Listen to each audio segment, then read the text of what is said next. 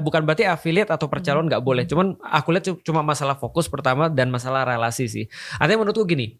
Kalau zaman dulu kita melihat memang banyak sekali faktor-faktor bisnis yang diakibatkan oleh non teknis kayak tadi misalnya orang baik sama orang karena itu orang jadi percaya sama dia. Kayak tadi karena aku merekomendasikan bisnisnya dia, walaupun aku nggak berharap in return, orang jadi percaya sama aku juga. Ketika dia misalnya ya gampang gini deh, aku punya makanan misalnya, ada orang yang senyum sama aku bagi dia lah gitu kan.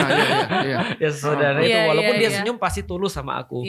Nah jadi ketulusan dalam dia menjadi seorang manusia itu mempengaruhi bisnisnya juga. Nah tapi aku coba untuk tambahin ya. Tapi sekali lagi, aku ini kayak role kita jadi berbeda nih, jadi bertukar. Karena aku ini ngurusin urusan dunianya nih sekarang nih.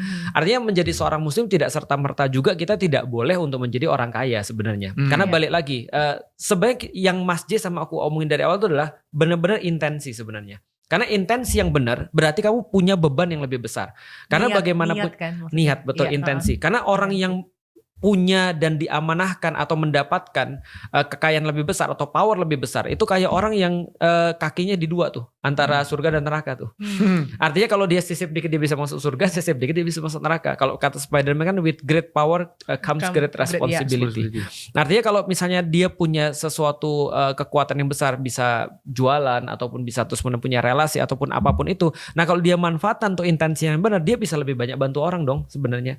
Artinya aku tidak mengatakan bahwa saya punya uang yang banyak atau punya bisnis yang banyak itu adalah serakah. Tidak harus begitu. Karena serakah itu bukan berkaitan dengan banyak yang kamu punya, tapi bisa juga orang miskin serakah. Ya.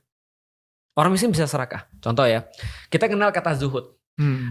Gurunya beliau ngajarin kita zuhud banyak. Zuhud itu ada satu konsep di mana orang tuh tidak perlu dunia. Tidak cinta dunia. Tidak cinta dunia. Jadi dunia itu tidak bisa ngendaliin dia. Tapi apakah zuhud harus selalu berkaitan dengan orang miskin? Tidak jawabannya. Karena ada orang kaya yang juga zuhud. Apakah pertanyaannya balik lagi, apakah miskin senantiasa berkaitan dengan sabar? Enggak, bisa jadi orang miskinnya serakah. Contoh misalnya ya, ada orang miskin nih ceritanya, dia ngelihat saudaranya punya mobil baru, atau tetangganya beli mobil baru, hatinya pahit, hatinya panas. Kenapa dia bukan gua, sama-sama sekolah, kita sama-sama lulus di SMA, tapi beda banget nasibnya. Kenapa dia yang kaya bukan aku? Nah dia panas ketika saudaranya punya mobil baru, itu namanya orang miskin serakah. Artinya apa? Orang miskin tapi dia punya sifat yang buruk. Tapi ketika dia jadi orang kaya, dia punya mobil banyak dan segala macam, tapi mobil itu tidak menjadi tidak menjadi alasan dia untuk beramal atau berbuat sesuatu, maka dia bisa dikatakan zuhud.